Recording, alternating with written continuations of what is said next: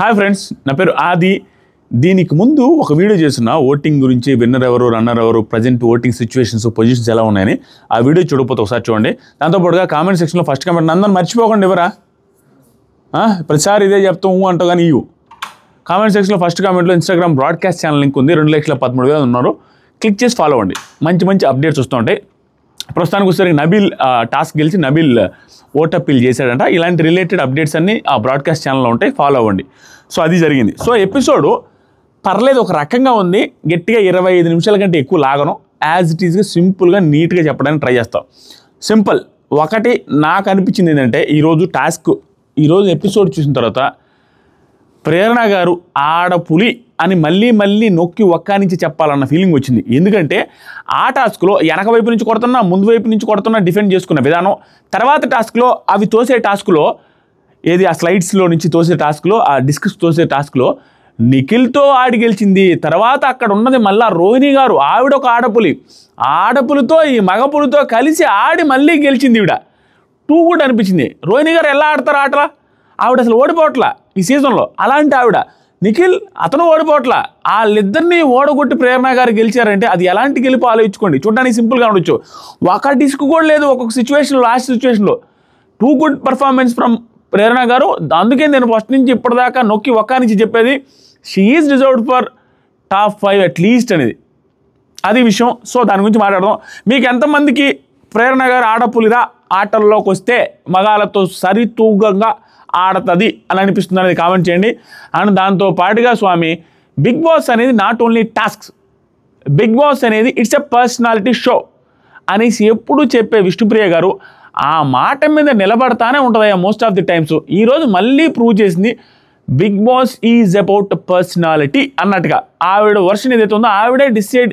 అంటే ఎలా చేసిందంటే సింపుల్గా అవకాశం వచ్చినప్పుడు ఆర్గ్యుమెంట్ చేసేది పోనిచ్చి, అవకాశం వచ్చినప్పుడు అవతలోళ్ళకి ఆ అవకాశం తను అడక్కముందే ఇచ్చింది. చూసారా, అక్కడ 10 మెట్లు ఎక్కువ ఎదిగింది విష్ణుప్రియ గారు. అరే సింపుల్గా రోహిణి గారు అంటే పడదు అని మనం అనుకుంటాము. ఛాన్స్ వచ్చింది, నీకు ఛాన్స్ తీసేసుకో అంటుంది. రోహిణి గారు కూడా అవాక్కారు. నేను అడగదాం అనుకుంటే లోపల నువ్వే ఇచ్చేసావు. Too good, happy very happy నీ డెసిషన్కి అనేసి రోహిణి గారు కూడా సర్ప్రైజ్ అయ్యారు. దీంట్లో 2 నేర్చుకోవాలి మనం. ఒకటి తన పర్సనాలిటీ, 2 తెలివైన విధానం. ఆ తెలివైన విధానం ఏంటంటే, ఆవిడ వెళ్ళి ఇరగదీసి ఆడి గెలిచి ఓటప్పీలు చేసుకున్న వచ్చే ఓట్ల కంటే ఈవిడ దానిని ఇవ్వడం వల్ల 10 మెట్లు ఎదిగి దానికంటే 4 రెట్లు ఓట్లు ఎక్కువ వస్తాయి. That is the wise thing and good thing కూడా. వెరీ గుడ్ అనిపిస్తుంది. దాంతోపాటుగా ఈరోజు ఎపిసోడ్లో ఇంకొకటి నచ్చింది, నిఖిల్ విష్ణుప్రియ గారి డ్యాన్స్. వస్తున్నాయి ఫీలింగ్స్ ఆ పాట ఏమి డ్యాన్స్ చేస్తుంటారు ఇద్దరు అప్పటికప్పుడు స్పాట్లో. అదే కదా అన్ని పాటలు అల్లాడిచ్చారు రోహిణి గారు, విష్ణుప్రియ, నిఖిల్.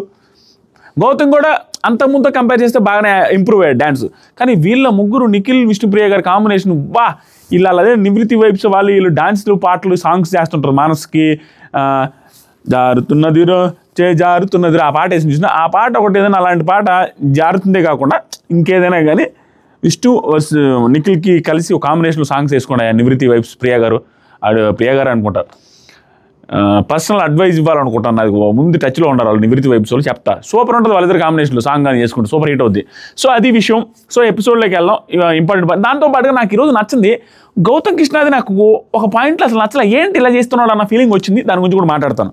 అది మీరు అబ్జర్వ్ చేశారో లేదో మీరే కామెంట్ చేయాలి. సో ఎపిసోడ్లోకి స్టార్టింగ్ వెళ్ళగానే నాకు ఈరోజు ఎందుకు నబీల్ నచ్చాడబ్బా, ఎందుకు అనేది మాట్లాడతాను.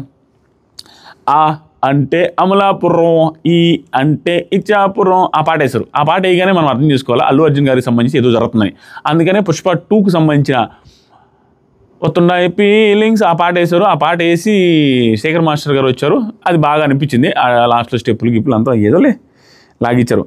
సో అంటే అమలాపురం అనగానే మాకు ఆ పాట మన అల్లు అర్జున్ గారి సినిమాలో ఆర్య ఆ డాన్సర్ మా సీజన్లో మాతో పాటు ఉన్నారు ఆవిడ.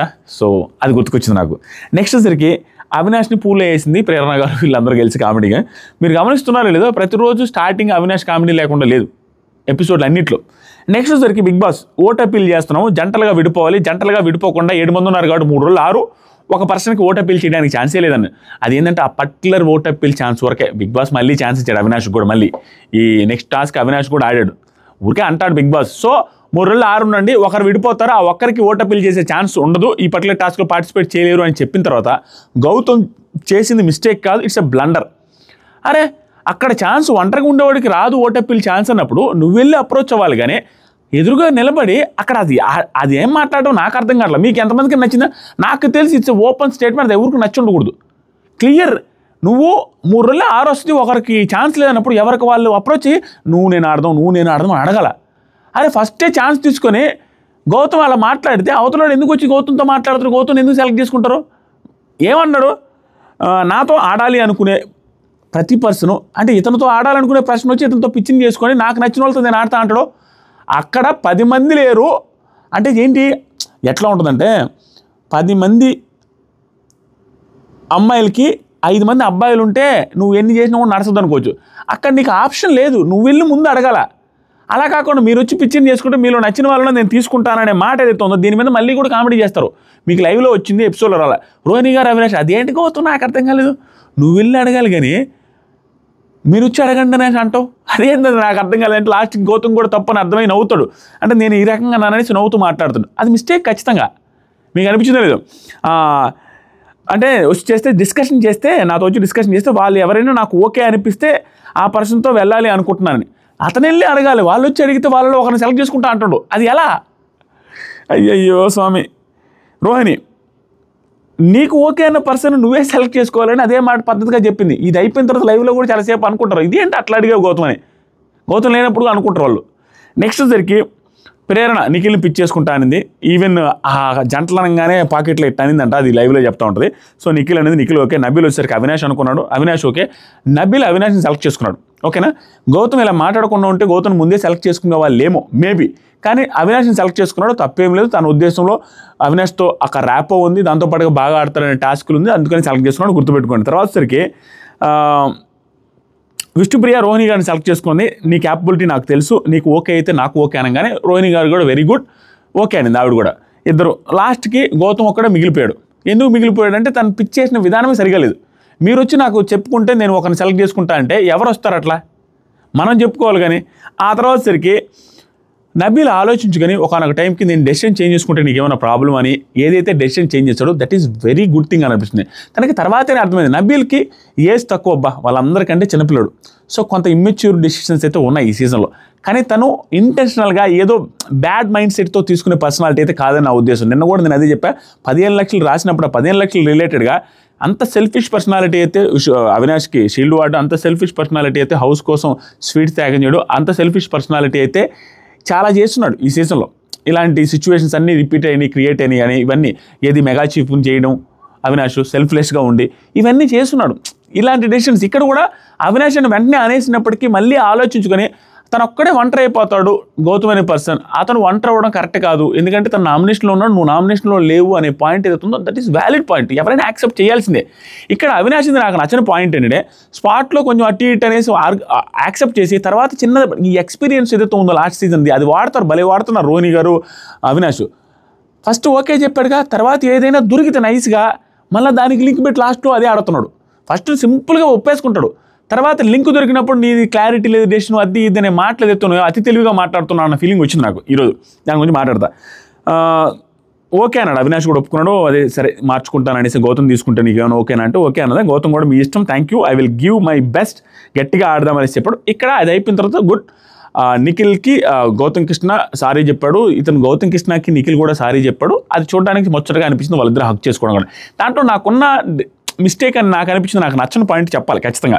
గౌతమ్ ఏంటంటే నిఖిల్తో నేను నిన్న గేమ్లో వాడుకున్నావు అన్నా వేరేలా అన్నా అంతే, దానికి కూడా ఇప్పుడు నేను వాడుకున్నావు అనేది గేమ్ విషయంలోనే అన్నాను, అది వేరేలా కాదు, ఓకేనా?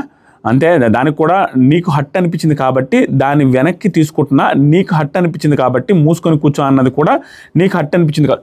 అంటే నీకు హట్ అనిపించింది, నిన్న ఏదైతే తప్పుపట్టాడో నిఖిల్ మళ్ళీ అదే చేస్తే అది సారీ చెప్పినట్టు నాకు అనిపించలే. నిన్నే చెప్పాడు నీకు అట్ట అనిపించింది కాబట్టి సారీ అని నిన్నే చెప్పాడుగా. నిఖిల్ అప్పుడే నీకు అట్ట అనిపించింది ఏంట్రా బాబు, అందరికీ అనిపిస్తుంది అది అనేసి నిన్నే చెప్పాడా.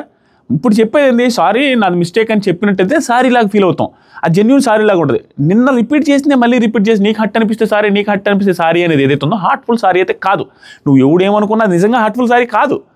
దాంతోపాటుగా ఇక్కడ ఇంకొక మిస్టేక్ అని నాకు అనిపించింది అంటే, ఇది ఎంతమందికి అనిపించిందో లేదో కామెంట్ కూడా చేయాలి మీరు ఖచ్చితంగా. ఇట్లాంటి ఏమన్నాడు క్లియర్గా, గేమ్లో వాడుకున్నావు అన్నాను నేను, గేమ్లో వాడుకున్నావు అనేసి అన్నాను నేను, అంతకుమించి నార్మల్ పర్సనల్ లైఫ్ అన్నట్టు కాదు, గేమ్లో వాడుకున్నావు అనే సెన్స్ అదే. అంటే అది నిజంగానే ఆ సెన్స్తో అని ఉంటాడు. కానీ అక్కడ ఇచ్చిన ఎగ్జాంపుల్ ఏంటి, గాజులు తొడిగావు ఫీలింగ్స్ ఇచ్చావు అన్నట్టుగా, అంటే అది గేమ్లో వాడుకోవడం కాదు కదా. గాజులు ఇదులు అది నాకు వర్కౌట్ అవ్వాలి. ఏంటిది వాడుకున్నావు అంటాడు, ఎగ్జాంపుల్ ఏమో నిన్నేమో అది అన్నాడని. కానీ ఓవరాల్గా అయితే తన ఉద్దేశం కూడా గేమ్లో వాడుకున్నావనే ఉద్దేశం లేదు, రియల్ లైఫ్లో వాడుకున్నావనేది అక్కడ ఎందుకంటారు. కానీ అక్కడ సెంటెన్స్ ఫార్మేషన్ ఏదైతే చేస్తున్నా అది మిస్టేక్. దాన్ని వదిలేస్తే ఈరోజు సారీ చెప్పింది నాకు హార్ట్ఫుల్గా అనిపించలేదు. కానీ నిఖిల్ మళ్ళీ రిటర్న్లో తను అన్న తర్వాతే ఇతను అన్నప్పటికీ మూసుకో నొక్కు అనేది ఇతను హార్ట్ఫుల్గా చెప్పాడు. నీకు హర్ట్ అయి ఉన్నట్టు సారీ అని సోదే చెప్పలా, సారీ అని చెప్పాడు ఇతను కూడా నిఖిల్. అది గుడ్ అనిపించింది నాకు. అది ఆ పక్క నుంచి హార్ట్ఫుల్గా లేకపోయినా నిఖిల్ నుంచి హార్ట్ఫుల్గా అనిపించింది. మీకు ఎంతమంది కనిపించిందో లేదు కామెంట్ చేయండి. ఇద్దరు హక్ చేసుకున్నారు, బాగా అనిపించింది. రోహిణి నబీల్తో తేజ గురించి అన్నాడు అనమాట. తేజ విషయంలో మొన్న గౌతానికి కూడా అన్యాయం జరిగిందనే పాయింట్ రేజ్ చేస్తే ఇక్కడ రోహిణి గారు స్టార్ట్ చేశారు. ఏమని, ఇందాక తేజాది ఈక్వల్ ఆపర్చునిటీ కరెక్ట్ అనిపించలేదు అన్నావు, అది నాకు నచ్చలేదు అన్నావు కదా. ఆ రోజు ఏది రోహిణి గారు అవినాష్ అండ్ నిఖిల్ సెలెక్ట్ చేస్తారు చూస్తున్నారు తేజని, దాని రిలేటెడ్గా అందరికీ ఈక్వల్ ఆపర్చునిటీ రావాలని సెలెక్ట్ చేశామని చెప్తారు వాళ్ళు. ఎందుకంటే అంతకుముందు 2 గేమ్లు పృథ్వీ 2 days ఆడారు కాబట్టి, 4 గేమ్స్ ఆడారు కాబట్టి, తేజ అనే వ్యక్తి 2 గేమ్లు ఆడాడు కాబట్టి ఈక్వల్ ఆపర్చునిటీ కోసం ఇచ్చారనే పాయింట్ రేజ్ చేస్తారు. అది కరెక్ట్ కాదనేసి నబీల్ అంటే దాని రిలేటెడ్ మాట్లాడుతుంది. నబీల్ ఏమంటారంటే, అక్కడ మీరు తేజాని కంటెండర్ చేశారు, నబీల్ మాట్లాడిన ప్రతి మాట అక్షర సత్యం, దాంట్లో తిరిగేలేదు. ఎందుకంటే మీరు ఛాలెంజ్కే యాక్సెప్ట్ చేయలే, ఛాలెంజ్కి సెలెక్ట్ చేయలే తేజాని, ఈక్వల్ ఆపర్చునిటీ కాదు, డైరెక్ట్ కంటెండర్ అయిపోయాడు తేజ. అది రాంగ్ అంటున్నా, ఛాలెంజ్ ఇవ్వలేదు, ఈక్వల్ ఆపర్చునిటీ కాదు, ఇది మీరు కంటెండర్నే చేశారనే పాయింట్ ఉంది. ఈ వైపు కత్తి ఎంత పదునైతే ఉందో నబీల్ది, ఆ వైపు కత్తి కూడా అంతే పదును అన్న ఫీలింగ్ వచ్చింది నాకు. రోహిణి గారు అవినాష్ చెప్పిన పాయింట్స్ కూడా కరెక్ట్ అనిపిస్తుంది. ఎందుకంటే లాజికల్గా మనం ఆలోచిస్తే వీళ్ళు చెప్పినట్టే కంటెండర్ చేయడానికి డైరెక్ట్గా తేజాని సెలెక్ట్ చేశారన్నారు, ఓకేనా. కానీ దీని తర్వాత వాళ్ళిద్దరిలో పృథ్వీ గౌతంలో ఎవరిని చేసినా కూడా వాళ్ళు డైరెక్ట్గా కంటెండరే అవుతారు.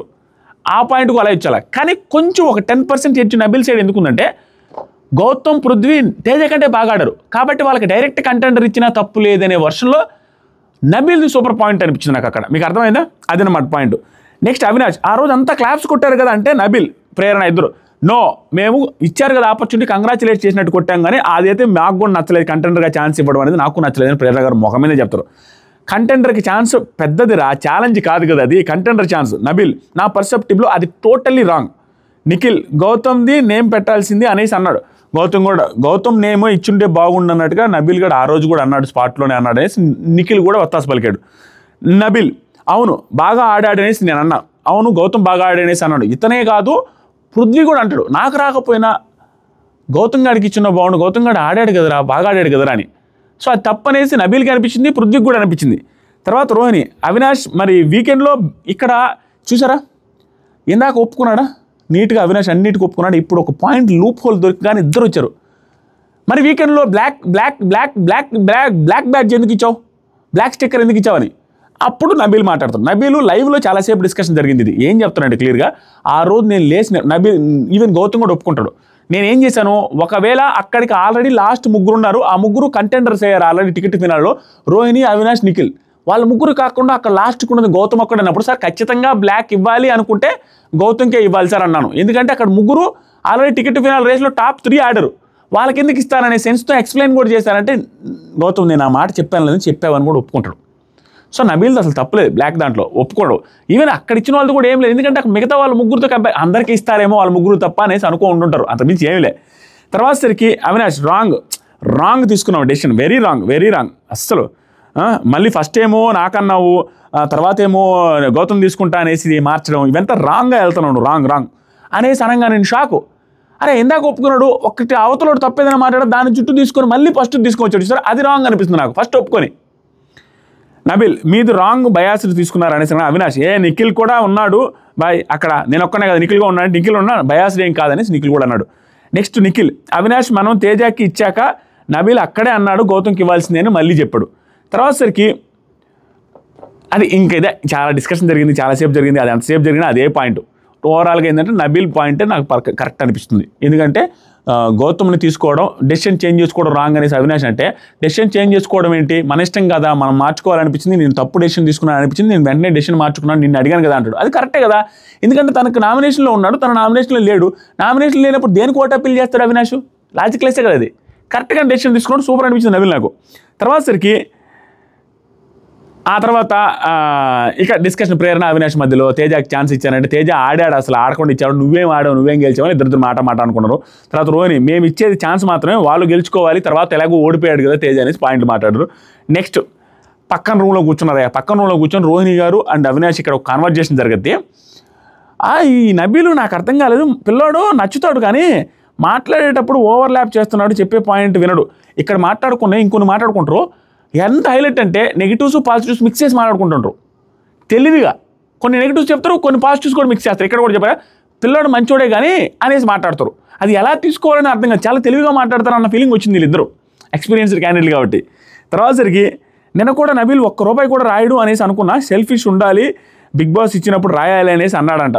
ఆ మాట అన్నాడంట, మరి ఎంతవరకు నిజమో తెలీదు, నాకైతే ఆ క్లిప్ కనపడలేదు. అని ఉంటాడులే, అది రాంగ్. ఆ 10 లక్షలు రాయాలి అనుకున్నాడు అయితే రాంగ్. కానీ నా ఉద్దేశంలో అది ఇమ్మెచ్యూర్ థింగే, ఆ ఏజ్ రిలేటెడ్గా వచ్చి తప్పించి తన సెల్ఫ్లెస్గానే కనిపించాడు సీజన్ మొత్తం మీద.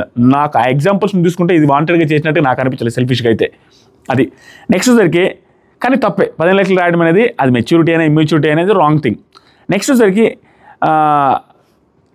టాస్క్ నెంబర్ 1 టవర్ని ఎత్తుగా కట్టాలి. ఆ టాస్క్లో ఏం లేదు, తాళ్ళు కట్టుకొని వెళ్ళి టవర్స్ తెచ్చుకోవాలి. దాంట్లో ఫాస్ట్గా ఉండేది నిఖిలు, ప్రేరణ, ఆ తర్వాత సరికి నబీలు, గౌతమ్ కూడా ఫాస్ట్గా ఉన్నారు. తర్వాత లాస్ట్ కొంచెం స్లోగా ఉన్నారు రోహిణి గారు అండ్ విష్ణుప్రియ. ఆయన కూడా టైం ఏం రాలేదు, అందరు బ్రిక్స్ తెచ్చుకున్న తర్వాత బజర్ కొడతారు ఎట్లయినా. అయిపోయిన తర్వాత ఈ రౌండ్లో సింపుల్ అబ్బా, ఫస్ట్ వీళ్ళది పడిపోయింది, ఎవరిది నబీల్ వాళ్ళది పడిపోయింది. ప్రేరణ ఆవిడొక్కట ఈ టాస్క్ మొత్తం మీద నిఖిల్తో పోల్చుకుంటే ఒక 30-40% టైమ్స్, ఒక 30-40% ఎక్కువ క్రెడిట్స్ ప్రేరణ గారికి ఇవ్వాలి. ఎందుకంటే తనే ఆపింది, తనే హోల్డ్ చేసింది, అటు ఇటు తిరుగుతూ ఆవేశపడుతూ టెన్షన్ పడుతూ మొత్తం హోల్డ్ చేసిన టవర్ని. ఈ రౌండ్లో నబీలు అవుట్ అయిన తర్వాత మళ్ళీ నబీలు గౌతమ్ కలిసి పడగొడుతున్నా కూడా వాళ్ళందరినీ కూడా హోల్డ్ చేసింది ప్రేరణ గారు. భయంకరంగా ఆడింది, వెరీ గుడ్. అంతే పర్ఫార్మెన్స్ పీక్స్లో పర్ఫామ్ చేసింది. అబ్బాయిలున్నా అమ్మాయిలున్నా ఎవరున్నా ప్రేరణ గారికి ఛాన్స్ వస్తే 1000% ఎఫర్ట్స్ పెట్టకుండా ఉన్న టాస్కే ఉండదు. Too good performer. అందుకనే టాప్ 5కి ఎప్పుడో చెప్పిన, she is the one and only deserved contestant అని. వన్ అండ్ ఓన్లీ కాదు, ఆ టైం నుంచి ఈ టైం దాకా ఎప్పటికీ టాప్ 5కి రావాలి అంటే ఫస్ట్ డిజర్వ్డ్ కంటెస్టెంట్ లేడీస్లో ప్రేరణ గారని ఆ రోజు చెప్పి ఈరోజు కూడా చెప్తున్నా. అంతే, వెరీ గుడ్ పర్ఫార్మర్. తర్వాత సరికి నెక్స్ట్ అంతా అయిపోయింది, టాస్క్ గెలిచేశారు. టాస్క్ గెలిచిన తర్వాత బిగ్ బాస్ ఏం పెట్టారంటే మీరిద్దరిలో ఒకరిని తీసేయాలన్నారు. నెక్స్ట్ విష్ణుప్రియ అండ్ రోహిణి గారిలో మీ ఇద్దరిలో ఒకరు అవుట్ ఆఫ్ ది టాస్క్ అయ్యి లాస్ట్ టాస్క్ ముగ్గురే ఆడతారు, నిఖిల్, ప్రేరణ అండ్ మీ ఇద్దరిలో ఒకరు అని చెప్పగానే విష్ణుప్రియ గారు 10 మెట్లు ఎక్కేశారు స్వామి. డైరెక్ట్గా వెళ్ళి కూర్చోగానే పాపం నాకంటే నీకే ఎక్కువ అవసరం అన్న మాట ఏదైతే ఉందో, అరే ఎందుకురా విష్ణుప్రియ ఏడుంది, ఎందుకురా ఇంకా ఎవరురా ఓట్లేస్తున్నారు అని అనుకున్న వాళ్ళందరికీ ఎందుకురా ఓట్లేస్తున్నారు, ఇక్కడ కనపడింది జెన్యూనిటీ. ఇలాంటి సిచ్యువేషన్లు కదా చూస్తాం జనాలు. అరే ఎంత హైలైట్గా వెంటనే ఇచ్చేస్తే రోహిణి గారు కూడా షాకు, అరే అడగదాం అనుకునే లోపల ఆపిల్లే ఇచ్చేస్తుంది కదా బుజ్జుకొండ అన్నట్టుగా. ఇంకా బొగ్గ గీలింగ్ తీసుకొని హక్ తీసుకొని సూపర్. అంతే విష్ణుప్రియ గారు. ఈ టాస్క్లో రోహిణి గారు, నిఖిల్, ప్రేరణ గారు ఆడితే ఒక్కొక్క రౌండ్లో అది ఏందో ఆ టాస్క్ ప్రాపర్టీ ఏందో ఊడి పెరికేసుకుని వస్తుంది బయటికి. ఉత్తరావు టాస్క్ ప్రాపర్టీ పెట్టారు బిగ్ బాస్. ఏంది స్వామి అన్నీ ఊడిపోతుంటే పాపం అవినాష్ పట్టుకొని వాళ్ళు పట్టుకొని ఆడుతూ ఉంటే ఓవరాల్గా ఆ టాస్క్ మొత్తం మీద అల్లాడిచ్చి ఆకులు మేపింది వాళ్ళిద్దరిని, నిఖిల్ని అండ్ రోహిణి గారిని ప్రేరణ గారు. లాస్ట్లో ఒక డిస్క్ కూడా ఉండదు, మధ్యలో 2-3 డిస్కులు 4 డిస్కులు ఉంటాయి. ఆ పక్క నిఖిల్ దాంట్లో 13, 14, 19 ఉన్నాయి, ఈవిడ దాంట్లో 14, 15 ఉన్నాయి. ప్రేరణ గారు ఎప్పుడు చూడే డిస్కులు తక్కువ మెయింటైన్ చేస్తా ఫాస్ట్గా తోసేస్తూ ఉన్నారు. Very good performance. ఈ టాస్క్లో ఒకేసారి 4 బట్టి అని రోహిణి గారు కంప్లైంట్ చేసినా అది తెలియకుండా వస్తూ ఉంటాయి. ఈవిడ దోసినప్పుడు కూడా నిఖిల్ దాంట్లోకి, ప్రేరణ దాంట్లోకి వస్తూనే ఉంటుంది. ఆటోమేటిక్గా ఇన్ని కుప్పలు ఉన్నప్పుడు ఒక్కొక్కటే దొయ్యాలంటే నిదానంగా చూసుకొని తేయాలి, అది ఇంపాసిబుల్. ఆ టాస్క్లో రూల్స్ అవి ఇవి. సో నబీల్ సంచాలకగా చేశాడు, నబీల్ని ఆర్గ్యుమెంట్ చేసినా ఏం చేసినా నువ్వు చూసినా కూడా పోయినాయి అది అంటాడు.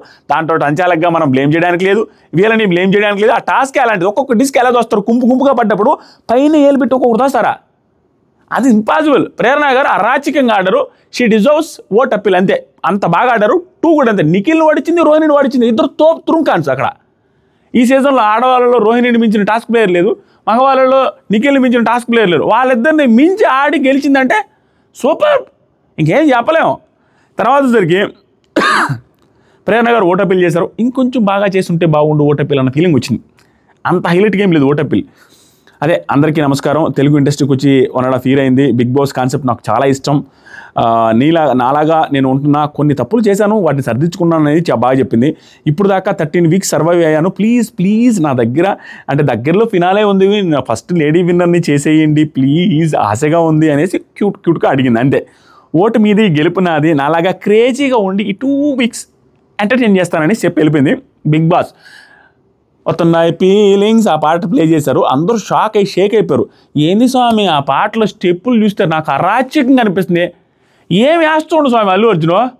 అప్పుడు ఆవిడ రష్మిక గారు డ్యాన్స్ ఏంది, అల్లు అర్జున్ గారు డ్యాన్స్ ఏంది, అసలు నాన్ స్టాప్ ఊపు. శేఖర్ మాస్టర్ ఆడుతుండ్రు. అసలు డైరెక్ట్గా వచ్చేసి అసలు ఏం ప్రాక్టీస్ లేకుండా కూడా ఆన్ సెట్లోకి వచ్చేసారంట అల్లు అర్జున్ గారు. ఆయన ఇందాక లైవ్లో చెప్తున్నారు. అసలు ఏమన్నా పర్ఫార్మెన్సా, ఏమన్నా సాంగా, ఏమన్నా ట్రయల్రా, ఏమన్నా సినిమాలు స్వామి. 1000 రూపాయలు పెట్టి టికెట్లు బుక్ చేసాము. రేపు సాయంత్రం 9:30కి పోయి షో చూసేసి వచ్చి 1 గంటకి 1:30కి వచ్చి మన దాంట్లో రేపు నైట్ రివ్యూ లేట్ అవుద్ది. ఫస్ట్ వచ్చేది 1:30, 1:45కి పుష్ప 2 రివ్యూ ఉంటుంది.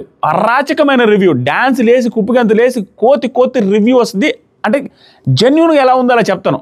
ఓవర్ రివ్యూ రాబోతుంది రేపు. పుష్ప 2 రిలేటెడ్గా రివ్యూ ఫస్ట్ మన దాంట్లోనే వస్తుంది. చూసుకోండి. హైదరాబాద్లో ఉన్న వాళ్ళు ట్రాఫిక్లు దాటుకొని వచ్చి ఇంటికి వచ్చి రివ్యూ చేయడం కంటే మనం ఇక్కడే మనం వాకిట్లోనే ఉంటుంది థియేటర్, వెళ్ళేసి చూసి వచ్చి వెంటనే రివ్యూ చేసేస్తాను. దానికోసం వెయిట్ చేస్తూ ఉండండి.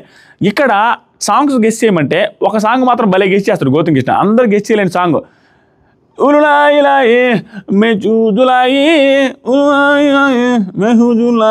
ఆ పాట బాగా గెస్ట్ చేస్తాడు. అయితే డ్యాన్స్ మాత్రం అల్లాడిచ్చింది మాత్రం ఉలులాయి. ఆ పాటలో ఇలా కాళ్ళు ఇలా అంటే స్టెప్లు వేస్తాడు చూసినా, అక్కడ గౌతమ్ బాగా వేసింది అనిపిస్తుంది. అంటే నార్మల్గా అంత బాగా వేయడం అనుకున్నాను, సూపర్ బాగానే చేశాడు ఆ స్టెప్. మిగతా అన్నిట్లో విష్ణుప్రియ గారు, నిఖిల్, రోహిణి గారు, అవినాష్ అల్లాడిస్తున్నారు స్వామి డ్యాన్స్. లాస్ట్ పాటకి అయితే రోహిణి, విష్ణుప్రియ గారు, నిఖిల్ డ్యాన్స్ చూడడానికి 2 కళ్ళు సరిపోలే. అదే నివృత్తి వైబ్స్ వాళ్ళు రాగానే సాంగ్ అయితే చేస్తారయ్యా, నో డౌట్. కామెంట్స్ అంతే, ఎపిసోడ్ ఇంకా అంతమించి చేయలేదు. కామెంట్ సెక్షన్లో ఫస్ట్ కామెంట్లో ఇన్స్టాగ్రామ్ బ్రాడ్కాస్ట్ ఛానల్ లింక్ ఉంది, క్లిక్ చేసి ఫాలో అవ్వండి. నబీల్ ఓట్ అప్పీల్ చేశాడంట. Thank you so much, love you all. Adireddy official అని సెర్చ్ చేసి కూడా ఇన్స్టాగ్రామ్లో ఫాలో అవ్వచ్చు. మీరు ఎంతమంది ఎన్ని వందల మంది మెసేజ్ చేసినా అందరికీ రిప్లైస్ ఇస్తూనే ఉన్నాను. మీరు చెప్పే పాయింట్స్ కూడా నేను కన్సిడర్ చేస్తాను. అది మీ అందరికీ తెలుసు. మెసేజ్లు చేయండి ఇన్స్టాలో.